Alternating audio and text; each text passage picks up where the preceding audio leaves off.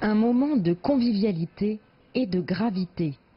Sur le parvis situé devant la célèbre tour de l'horloge de la gare de Lyon, quelques figures importantes de la communauté chinoise de Paris, dont l'ambassadeur de Chine en France, mais aussi des maires d'arrondissement et des responsables de la SNCF, ou encore des personnes venues de la province du Shandong, se sont réunis pour la cérémonie durant laquelle la statue sera dévoilée.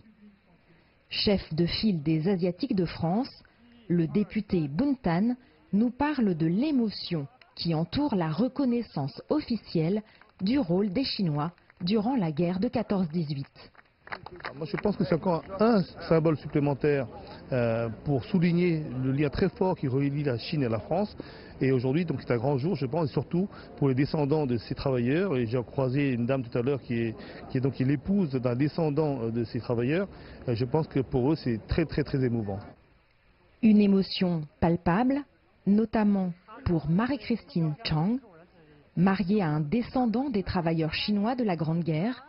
Elle a elle-même sillonné les bibliothèques et les archives avec son mari pour en savoir plus sur le passé familial. Je dis que c'est super de cette reconnaissance tardive, mais bon, cette reconnaissance quand même qui finit par avoir lieu. Karim Oufaïd a découvert par hasard l'histoire des travailleurs chinois en rencontrant certains de leurs descendants lors d'un voyage dans la province du Shandong. Il a réalisé un documentaire sur le sujet qui est aujourd'hui diffusé en Chine et en France pour tenter de faire connaître cet épisode oublié. Parce que cette histoire, il y a encore 4 ans, a été complètement méconnue, aussi bien en France qu'en Chine, et aujourd'hui, elle éclate au grand jour, et on met en lumière des personnages qui sont vraiment des personnages qui sont restés dans l'ombre de l'histoire, des personnes humbles, qui étaient des travailleurs donc. 2,63 m de haut et plus de 600 kg, ce sont les dimensions de cette œuvre monumentale coulée dans le bronze, figurant un paysan du Shandong avec son pantalon et sa veste de bure et ses bandages aux jambes et aux pieds.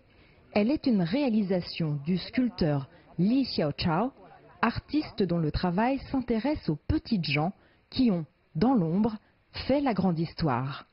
La plupart d'entre eux sont des gens ordinaires parce que je fais attention aux petites personnes depuis de nombreuses années. J'ai créé l'un des 140 000 travailleurs chinois, l'image d'une petite personne dans les gens du commun. Pour le président de l'association des Amis de Wu Tianmin, initiatrice du projet, cette représentation d'un paysan chinois venu risquer sa vie pour la France est aussi le moyen de mettre en lumière le meilleur de la relation franco-chinoise, mais aussi l'esprit chinois. Quand vous voyez ce paysan-là, je pense que les Français comprennent facilement pourquoi les Chinois sont pacifiques. Il a traversé 2 mois en bateau, il a pris le train, il est descendu ici. À la descente du train, il n'est pas là. C'est quelqu'un curieux, généreux, ce côté de générosité. Il s'est déplacé 10 000 kilomètres pour aider la France. Voilà, c'est l'esprit chinois.